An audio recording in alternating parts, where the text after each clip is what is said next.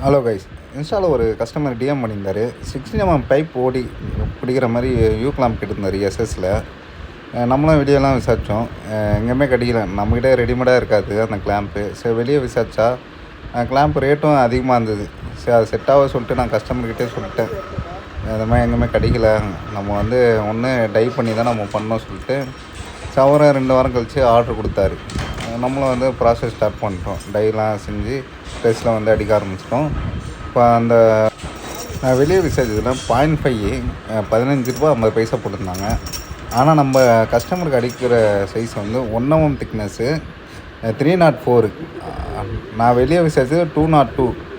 அப்போது வந்து ரேட்டு வந்து இந்த ஷீட் வந்து குவாலிட்டி நல்லாயிருக்கும், ரஸ்ட்டே ஆகாது உங்களுக்கு எஸ்எஸில்.